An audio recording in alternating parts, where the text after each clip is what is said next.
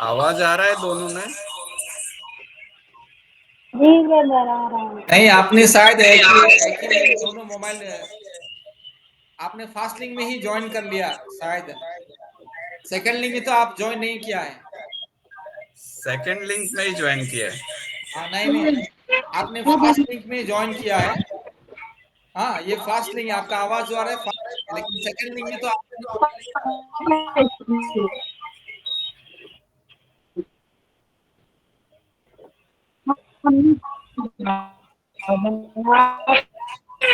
हाँ, second link आप खोलिए। आपका सेकंड लिंक में ना म्यूट है। आपका मोबाइल सेकंड लिंक में म्यूट है, उसको खोलिएगा।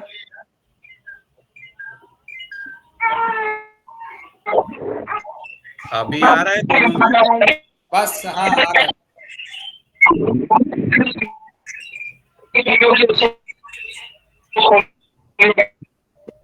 Okay, praise the Lord. हम परमेश्वर के वचन में चलेंगे।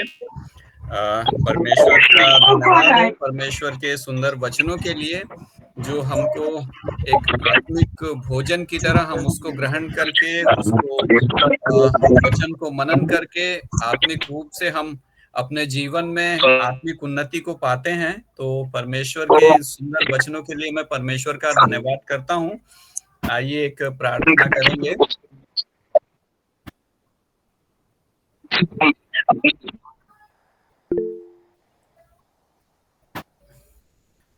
धन्यवाद परमेश्वर पिता। प्रभु, प्रार्थना करते हैं परमेश्वर आपके वचनों के द्वारा परमेश्वर पिता हमको परमेश्वर ऐसा आत्मिक भोजन मिले परमेश्वर पिता, जो हमारे आत्मिक जीवन के लिए परमेश्वर अच्छे प्रकार से लाभदायक होने पाए परमेश्वर।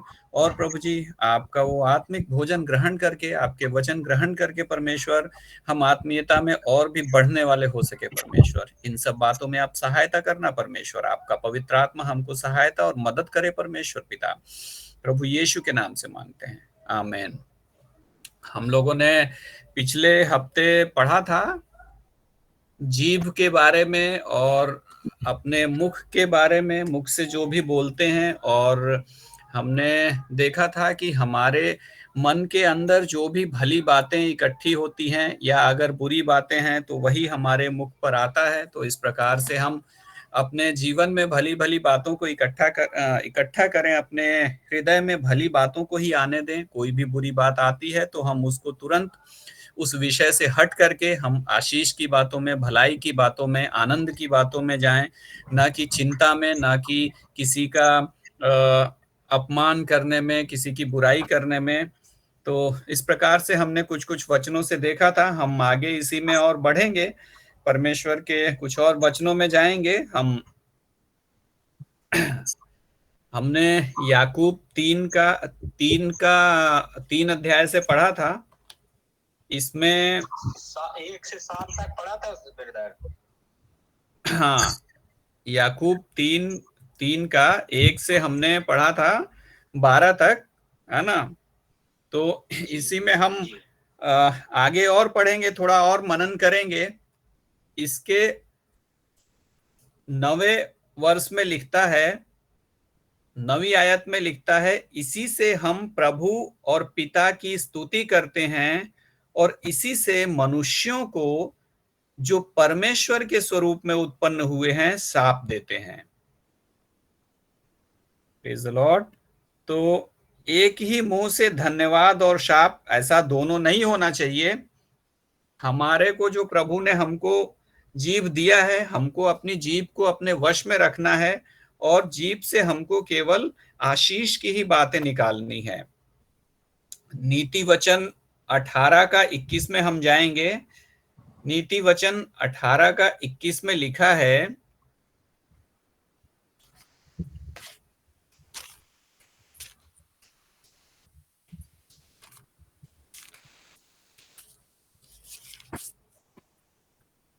यहां लिखता है, जीभ के वश में मृत्यु और जीवन दोनों होते हैं और जो उसे काम में लाना जानता है वह उसका फल भोगेगा।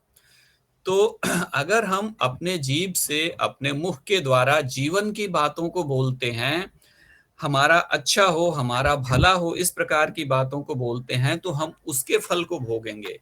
और अगर हम जीभ से किसी प्रकार के संकोच की बात बोलते हैं, किसी प्रकार की आशंका की बातों को बोलते हैं, तो हम अपने जीवन में उस प्रकार के फल को भोगेंगे। हमको हमेशा ही परमेश्वर में विश्वास रखते हुए परमेश्वर हमारे साथ है, और हमको अपनी भलाई के लिए, अपने जीवन में अच्छी बातों के लिए ही हमको अंगीकार करना है। हमको कभी भी नकारात्मक अंगीकार नहीं करना है। अगर कोई बीमारी की परिस्थिति में है तो उसको बोलना है कि मैं जल्द ही ठीक होने वाला हूँ, परमेश्वर मुझ पर अनुग्रह कर रहा है, परमेश्वर ने कहा है कि उसके कोड़े खाने से मैं चंगा हो गया हूँ, तो मैं जल्दी ही ठीक होने वाला हूँ, परमेश्वर मुझे इस बीमारी से निकाल रहा है। अगर हम इस प्रकार से अपने जीभ से अंगीकार करते हैं तो हमारे जीवन में इस प्रकार का फल हम भोगेंगे। और अगर हम उसी समय इस प्रकार, अगर दूसरे प्रकार से अगर हम बोलते हैं कि अरे ये बुखार आ गया है, अभी कहीं ये ऐसा तो नहीं ये मलेरिया है, कहीं ऐसा तो नहीं ये डेंगू है, ये कब ठीक होगा, इस प्रकार से अगर हम अपने जीभ के द्वारा अंगीकार करते हैं तो हम अपने जीवन में इस प्रकार के फल को देखेंगे।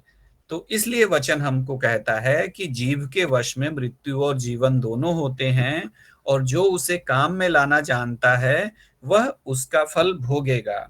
हमको हमेशा ही अपने मुख के द्वारा, अपने जीभ के द्वारा हमको सकारात्मक अंगीकार करना है। इस प्रकार से अंगीकार करना है कि परमेश्वर मुझे आशीष देने जा रहा है, और मैं एक और आशीष में बढ़ रहा हूं, मैं और आगे उत्तम उत्तम आशीषों में बढ़ रहा हूं। अगर किसी परेशानी तकलीफ में भी है तो हमको ये अंगीकार करना है कि परमेश्वर मेरे साथ है, और परमेश्वर मुझे इस समस्या से निकाल करके, इस समस्या पर विजय दिला करके मुझे और भी एक मैच्योर और भी मेरे चरित्र में अच्छा निर्माण करने जा रहा है। तो इस प्रकार से हमको अपने जीवन में अंगीकार करना है। और थोड़ा नीति वचन से ही देखेंगे। नीति वचन के 21 के 23 में लिखता है, नीति वचन 21 का 23 यहाँ लिखा है, जो अपने मुंह को बस में रखता है, हाँ, अपने प्राण को विपत्तियों से बचाता है। Praise the lord. तो लिखा है कि जो अपने मुंह को वश में रखता है वो अपने प्राण को विपत्तियों से बचाता है। तो इसकी गंभीरता को हमको समझना है। हमको कहीं पर भी कुछ भी टपाक से नहीं बोल देना है। हमको अपने मुख को वश में रखना है, और कभी भी जो भी बोलना है वो मुख से ऐसी बात निकालनी है जो सबके भले के लिए है, जिसमें सबकी भलाई है, और हमेशा उससे मेल मिलाप ही उत्पन्न हो। हम जो भी बोलें उससे सबकी भलाई और सबके साथ प्रेम और मेल मिलाप की बातें हों।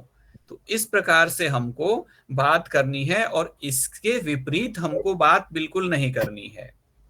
तभी जो ये लिखा है कि अपने प्राण को विपत्तियों से बचाता है, तो हम अपने मुख के द्वारा अपने प्राणों को बचा सकते हैं, अपने प्राणों को विपत्तियों से बचा सकते हैं। तो इन सब बातों के लिए हमको बहुत ही परमेश्वर ने हर जगह पर कहा है कि तुम नम्र हो और दीन हो, नम्र बनो और दीन बनो, तुम एक दूसरे की सह लो। हम किसी के साथ लड़ाई झगड़े की स्थिति में पड़ते हैं तो कोई हमारे ऊपर कोई आरोप लगाता है तो हम भी बढ़ चढ़ के उस पर आरोप लगाएं, और इसके द्वारा हम उससे जीत जाएं। ऐसी इच्छा जो है, एक इस प्रकार की इच्छा हमारे जीवन में आती है, हमारे मन में आती है।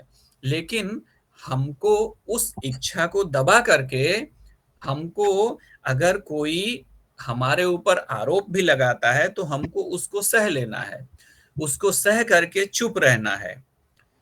ऐसा करने में हमको बड़ी पीड़ा होती है आत्मिक रूप से अपने मन में, कि कोई हमारे ऊपर लांछन लगा रहा है, कोई हमारे ऊपर कोई आरोप लगा रहा है, और अगर हमने कोई गलती नहीं भी की है लेकिन हमको उसका विरोध नहीं करना है। क्यों? क्योंकि प्रभु ने कहा है कि देखो, जैसा मैं जीवन जीता हूं वैसा तुम भी जियो, वैसा तुम भी बनो। परमेश्वर चाहता है कि हम नम्र और दीन बने। इसलिए परमेश्वर पिता ने प्रभु यीशु मसीह को इस धरती पर भेजा, और प्रभु यीशु मसीह ने जैसा जीवन जिया, हमको वैसा जीवन जीना है। प्रभु, ऐसा नहीं है कि ऐसा हम जी ही नहीं सकते, ऐसा तो हो ही नहीं सकता।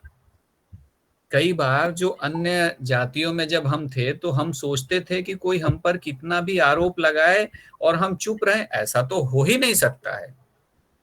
लेकिन इसी बात को दूर करने के लिए प्रभु यीशु मसीह ने अपने जीवन के द्वारा उदाहरण दिया। हम जब प्रभु यीशु मसीह के जीवन को देखते हैं, पढ़ते हैं, तो लिखा है कि प्रभु यीशु मसीह के मुख के ऊपर, उसके मुंह पर लोगों ने थूका, उसकी दाढ़ी नोची, मारा पीटा वो अलग, उसके मुंह पर थूका। और ऐसे के लिए प्रभु यीशु मसीह कहता है कि हे पिता, तू इन्हें माफ कर, क्योंकि ये नहीं जानते कि ये क्या करते हैं। तो कोई भी हमारे साथ लड़ाई झगड़े की बातें करता है और हमको प्रताड़ित करता है, तो हमको याद करना है कि ये उस प्रताड़ना के आगे कुछ भी नहीं है जो प्रभु यीशु मसीह ने सहा। क्यों प्रभु यीशु मसीह ने ऐसी प्रताड़ना सहा?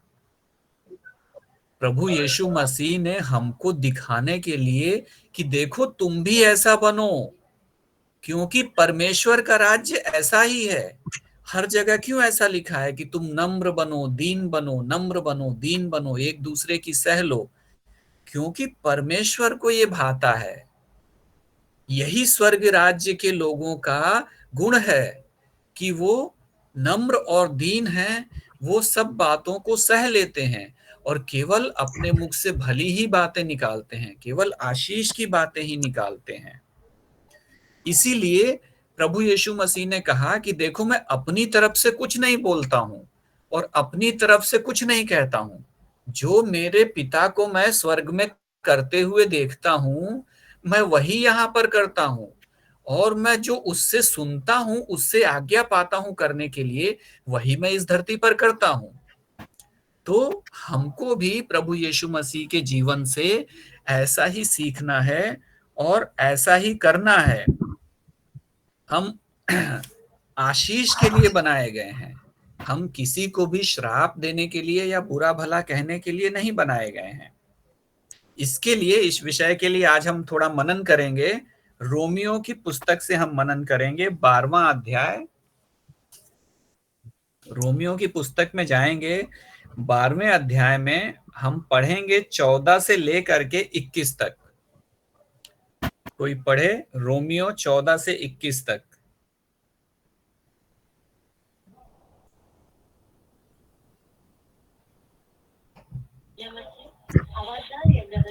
हाँ, आ रही है। अपने फंसाने वालों को आशीष दो, श्राप ना दो, आनंद करो, साथ आनंद करो और रोने वाले के साथ रो। हमें पूरा पढ़ना है, 21 तक पढ़ना है। हाँ, आनंद करने वाले के साथ आनंद करो और रोने वाले लोग के साथ रो। आपस में एक सा मन रखो, अभिमानी ना हो, परंतु दीनों के साथ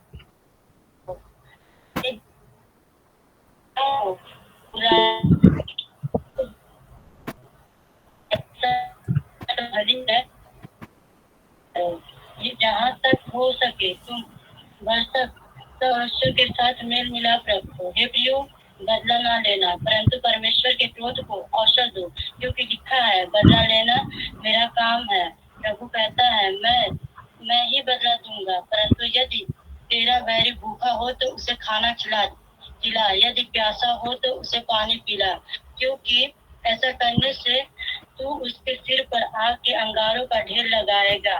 बुराई से ना हारो, परंतु भलाई से बुराई को जीत लो। Praise the lord, praise the lord. तो यहाँ पर पौलुस ने रोमियो के लिए जब चिट्ठी लिखी है तो उनको बड़ी अच्छी चीजें यहाँ पर लिखता है, ऐसी बातें लिखता है वो, जिससे कि वहाँ के लोग अपने धीरज को बढ़ा सकें। जो वो सहते हैं, वो सहने की क्षमता को और बढ़ा सकें और नम्र और दीन हो। तो यहाँ लिखा है कि अपने सताने वालों को आशीष दो, श्राप ना दो। तो हम लोग जो है आशीष के लिए ही बनाए गए हैं। परमेश्वर ने हमको चुन लिया है कि हम दूसरों को आशीष ही दें, हम किसी को भी श्राप नहीं दें। लिखा है जहां तक हो सके तुम भरसक सब मनुष्यों के साथ मेल मिलाप रखो। और लिखा है कि बुराई के बदले किसी से बुराई ना करो, जो बातें सब लोगों के निकट भली हैं उसी की चिंता किया करो। तो इस प्रकार से हमको अपने जीवन में, अपने आचरण में करना है कि हम कभी भी किसी भी हमारे आचरण से, किसी भी हमारे बात व्यवहार से बुराई नहीं उत्पन्न हो या बुराई नहीं निकले। हम किसी के साथ बातचीत करते हुए, किसी के साथ आते जाते हुए कुछ भी ऐसा ना करें जिससे कि बुराई उत्पन्न हो, क्योंकि हम केवल भलाई के लिए ही चुने गए हैं। परमेश्वर ने हमको बनाया तो था, लेकिन परमेश्वर ने हमको प्रभु यीशु मसीह में इसलिए चुन लिया है कि हम भलाई करें। ऐसा नहीं है कि हम बहुत भले काम करते थे इसलिए परमेश्वर ने हमको चुन लिया और प्रभु यीशु मसीह में ले आया। हम जैसे भी थे परमेश्वर ने हमसे प्रेम किया और हमको चुन लिया, लेकिन अब जब चुन लिया है तो हमको इसलिए चुन लिया है कि हम भलाई करें। हम हमारे पुराने व्यवहार को छोड़ करके यीशु के व्यवहार को पहन लें, जो कि भलाई करना, मेल मिलाप से रहना, प्रेम करना, दूसरों को आशीष देना, दूसरों की चिंता करना, दूसरों की सहायता करना, दूसरों की मदद करना, इस प्रकार का जो जीवन है उस जीवन को हम पहन ले। ना कि हम किसी के साथ लड़ाई झगड़ा, किसी को दोष लगाना, किसी की बुराई करना, इन सब बातों से हम दूर हो करके, जब प्रभु यीशु मसीह में परमेश्वर पिता ने हमको चुन लिया है तो इसलिए चुन लिया है कि अब हम भलाई ही करें, भले भले कामों को करने के लिए हमको चुन लिया है। तो इसलिए कोई हमसे कितनी भी बुराई करता है, लिखा है कि बुराई से ना हारो, परंतु भलाई से बुराई को जीत लो।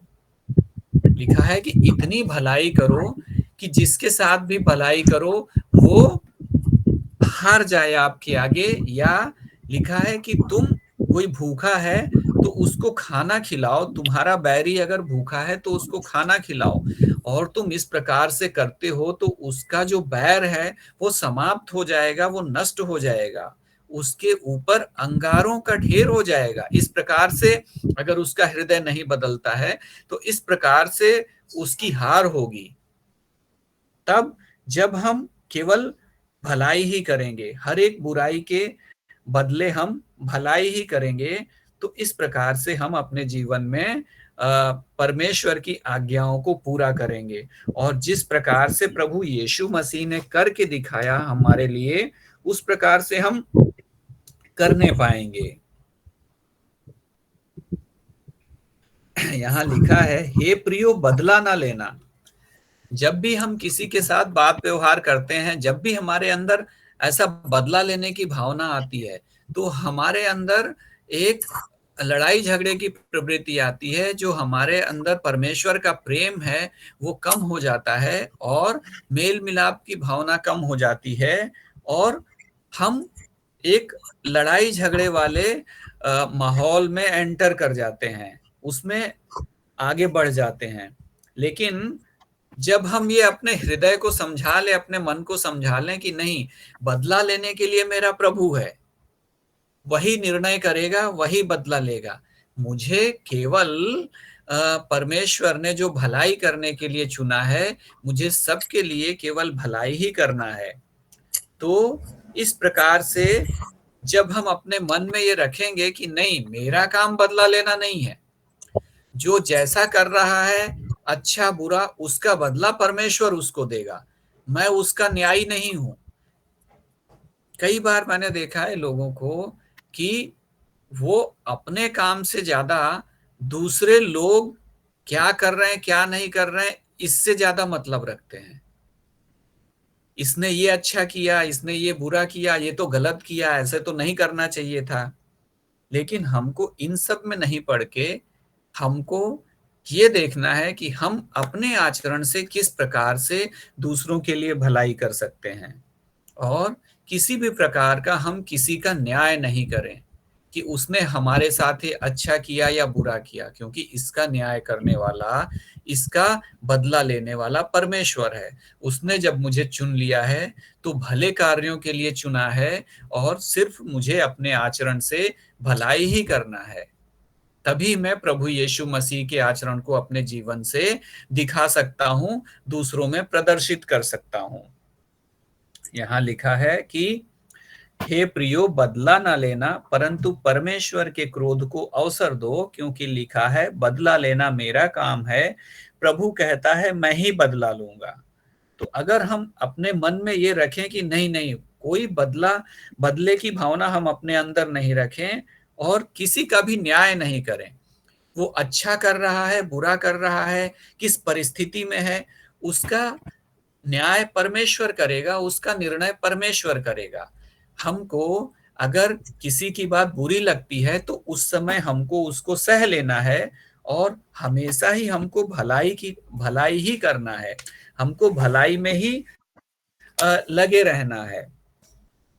एक एक दो वचन और हम पढ़ेंगे जिससे कि हम इस बात में और मजबूत हों कि परमेश्वर ने जो हमको चुन लिया है, परमेश्वर क्या चाहता है। क्या हम जो परेशानी और दुख तकलीफ में थे, खाली उसी से बचाने के लिए हमको प्रभु ने चुना है?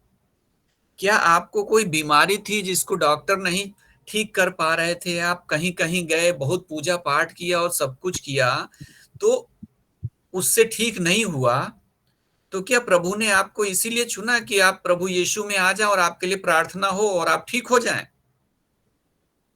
ऐसा नहीं है। प्रभु पिता है, वो चाहता है कि उसके बच्चे ठीक हों, उसके बच्चे आनंद से रहें, लेकिन परमेश्वर की कुछ और ही मर्जी है। परमेश्वर की क्या मर्जी है? परमेश्वर कहता है, जैसा मैं सिद्ध हूं वैसे तुम भी सिद्ध बनो। ये परमेश्वर की इच्छा है। आप चंगे रहो, वो तो हर कोई पिता चाहता है। परमेश्वर ने हमको चुना है केवल इसलिए नहीं कि हमारे बच्चे नहीं हो रहे थे तो बच्चे हो जाएं। परमेश्वर ने आपको चुना है इसलिए कि आप उसकी आज्ञाओं में चलते हुए उसके पहले तो परमेश्वर को आप जानो, और प्रभु यीशु मसीह की आज्ञाओं में बने रहो। जैसा वो पवित्र है, आपको पवित्र आत्मा दिया गया है जो आपको सहायता करता है, और उसकी सहायता से आप दिन प्रतिदिन जो आपका पुराना मनुष्यत्व था उसको बदल करके आप पवित्रता की ओर बढ़ें। हम लोग पवित्रता की ओर बढ़ें, क्योंकि परमेश्वर हमको अपने समान पवित्र बनाना चाहता है। शैतान ने जो गड़बड़ी कर दी, परमेश्वर उसको सुधारना चाहता है प्रभु यीशु मसीह के द्वारा। तो परमेश्वर की हमसे ये इच्छा है। हमको हमारे बच्चे से एक इच्छा रहती है ना कि हमारा बच्चा पढ़ लिख करके कुछ बने। जैसे कोई चाहता है कि डॉक्टर बने, किसी की इच्छा रहती है पिता की कि वो इंजीनियर बने, किसी की इच्छा रहती है कि कोई साइंटिस्ट बने। वो परमेश्वर की, वो पिता की इच्छा है। पिता की इच्छा थोड़ी ये है कि वो गिर गया, उसको चोट लग गई तो अरे जल्दी से चोट ठीक हो जाए। वो तो पिता चाहता ही है कि उसका बच्चा सुखी रहे। लेकिन एक पिता की बच्चे के लिए इच्छा क्या है, वो क्या बने अपने जीवन में? पिता चाहता है कि वो झूठ नहीं बोले, वो अच्छा आचरण करे। खाली ये थोड़ी चाहता है कि अरे वो बीमार हो गया तो जल्दी से बुखार उसका उतर जाए। एक पिता चाहता है कि वो एक अच्छा बच्चा बने, वो किसी बुराई में ना पड़े। उसी प्रकार से परमेश्वर जो हमारा पिता है, हम लोग जो प्रभु यीशु मसीह में चुन लिए गए हैं, तो अब हमारे परमेश्वर पिता की इच्छा ये है कि जैसा वो है वैसा हम भी बने, हम उसकी संगति में बने रहें, हम उसके पास बैठें, ना कि हम उसको त्याग करके बुराइयों में चले जाएं। जब भी हम बुराइयों की तरफ भागते हैं तो हमारी संगति परमेश्वर से टूट जाती है। जब भी हम प्रार्थना के लिए प्रार्थना में बैठते हैं तो हमारी संगति जुड़ जाती है। जैसे एक पिता चाहता है कि उसका बच्चा उसके साथ जुड़ा रहे, उसके साथ बैठे, उसकी संगति में रहे, ना कि उसको छोड़ करके जाए। तो ये परमेश्वर की इच्छा है कि हम सिद्ध बने, हम परमेश्वर की स्तुति, आराधना और प्रार्थना के द्वारा उसके साथ बने रहें, उसकी संगति में बने रहें। तो इन सब बातों के लिए परमेश्वर हमारे अंदर कुछ गुणों को डालना चाहता है। उन गुणों को प्रभु यीशु मसीह के द्वारा उसने इस धरती पर दिखाया जी करके कि हाँ, ऐसा संभव है कि कोई तुमको मारे, प्रताड़ित करे, फिर भी तुम उसके लिए आशीष ही दो, उसके लिए तुम भलाई की प्रार्थना करो।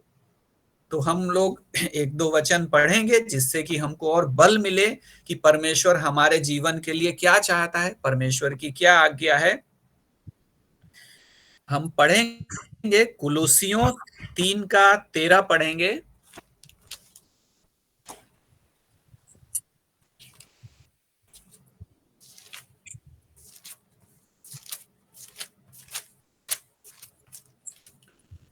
कुलुस्सियों, हम पढ़ते हैं। हाँ पढ़िए। इसलिए परमेश्वर के चुने हुओं के 13 पढ़ रहे हैं हम, हाँ सॉरी 13 को। और यदि किसी को किसी पर दोष देने का कोई कारण हो तो एक दूसरे की सह लो और एक दूसरे के अपराध क्षमा करो। जैसा प्रभु ने तुम्हारे अपराध क्षमा किए वैसे ही तुम भी करो। Praise the lord, praise the Lord, आमीन आमीन। देखिए यहाँ पर 12 भी पढ़ना चाहिए था, मैं पढ़ देता हूँ। 12 में लिखा है, इसलिए परमेश्वर के चुने हुओं के समान, हमको भी परमेश्वर ने चुन लिया है, तो हम क्या करें कि हम भी परमेश्वर के चुने हुओं के समान जो पवित्र और प्रिय हैं, बड़ी करुणा और भलाई और दीनता और नम्रता और सहनशीलता धारण करो। तो परमेश्वर ने हमको इसलिए चुना है कि हम पवित्र बने और हम दूसरों के लिए करुणा करें, हमारे हृदय में दूसरों के लिए करुणा का भाव हो, हमारे अंदर दूसरों के लिए भलाई का भाव हो, हम दूसरों पर दीन हो और हमारे अंदर नम्रता का भाव हो, सहनशीलता धारण करो। इसलिए परमेश्वर ने हमको चुना है। जो परमेश्वर ने और दूसरे संत जनों को चुना है, उनको देखते हुए, उनको उनके आचरण का अनुकरण करते हुए हम भी इसी प्रकार से बने कि हम भी पवित्र बने, हम भी अपने अंदर दूसरों के लिए करुणा भाव रखें, दूसरों की भलाई करें, दीन बने, नम्रता के साथ आचरण करें, सहनशीलता हमारे अंदर हो, कोई हमको कुछ बोल देता है तो हम सहने वाले हो सकें। इस प्रकार से हमको अपने जीवन में आचरण करें। लेकिन जब कोई हम पर दोष लगाता है तो ये सब आचरण में हम उतने अधिक बने हुए नहीं रह पाते हैं। ये एक इंसान का स्वभाव होता है। उसके लिए प्रभु क्या कहता है कि यदि किसी को किसी पर दोष देने का कारण हो तो एक दूसरे की सह लो और एक दूसरे के अपराध क्षमा करो, जैसे प्रभु ने तुम्हारे अपराध क्षमा किए वैसे ही तुम भी करो। अगर किसी ने आपके साथ कोई बुराई कर दी तो आपका अधिकार है कि उस पर दोष लगाएं। किसी ने आपके पैसे छीन लिए तो आप कह सकते हैं कि इसने छीन लिया है, इस पर दोष लगाएं, उसको कटघरे में ले जाकर खड़ा करें। लेकिन यहाँ कहता है कि अगर किसी पर तुम्हें दोष लगाने का कारण भी हो, किसी ने तुम्हारे साथ बेईमानी कर भी दी हो, तब भी उस पर दोष मत लगाओ, उसको मत बोलो तुम बेईमान हो। क्या कहता है वचन कि एक दूसरे की सह लो, उसने तुम्हारे साथ जो छल किया उस छल को तुम सह लो और उसने जो भी अपराध तुम्हारे साथ किया उसको तुम क्षमा कर दो। इसलिए क्षमा कर दो कि जैसे प्रभु ने तुम्हारे अपराध क्षमा किए वैसे ही तुम भी उसके अपराध क्षमा कर दो। तो परमेश्वर ऐसा आचरण हमारे जीवन में लाना चाहता है। ये परमेश्वर की इच्छा है, इसलिए परमेश्वर ने हमको चुना है। तो अब जब प्रभु ने हमको चुन लिया है और हमको आशीष दी है, तो हमको क्या करना है? हमको भी बड़े आनंद के साथ, बड़े उत्साह के साथ हिम्मत जुटा करके, जैसा परमेश्वर हमको बनाना चाहता है, परमेश्वर का साथ देना है, वैसा हमें अपने आप को बनाने के लिए। एक और वचन पढ़ेंगे, इफिसियों 4:2 पढ़ेंगे।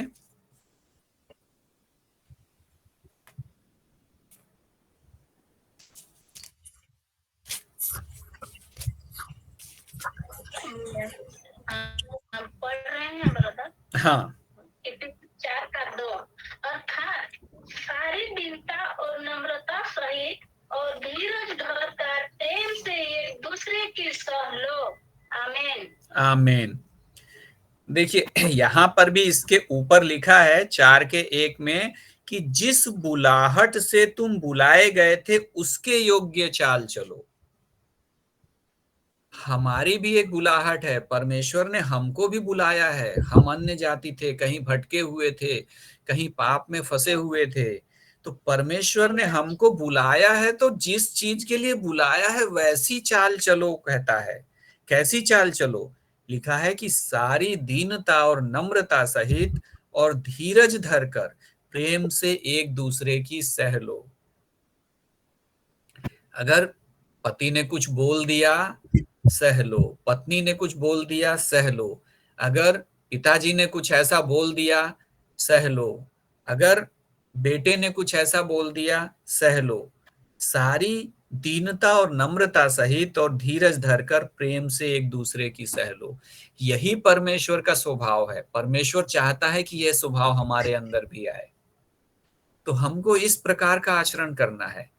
जब भी हम अपने जीवन में आगे बढ़ते हैं और इस प्रकार का आचरण नहीं कर पाते हैं, हम किसी को दोष दे देते हैं, किसी के साथ चिल्ला देते हैं, तो हमको जो पवित्र आत्मा दिया गया है वो हमको चिताता है, वो हमको बताता है कि नहीं, शायद ऐसा नहीं करना चाहिए था। उस समय हमको पवित्र आत्मा को शोकित नहीं करना है, उसकी बात को सुन करके परमेश्वर से क्षमा मांगनी है और हमको ये प्रण करना है कि हाँ प्रभु, इस बार मुझसे गलती हो गई, आगे से मैं बिल्कुल भी किसी का विरोध में बात नहीं करूंगा, किसी के लिए दोष नहीं लगाऊंगा। किसी ने मुझे कुछ बोला तो मैं उसकी सह लूंगा, उसके साथ उसकी बात को मैं सह लूंगा और उससे झगड़ा या विवाद में नहीं पड़ूंगा। तो इस प्रकार से जब हम अपने जीवन में चलेंगे तो परमेश्वर के आचरण में हम आगे बढ़ने वाले हो सकेंगे। यहाँ आगे लिखा है, मेल के बंधन में आत्मा की एकता रखने का प्रयत्न करो।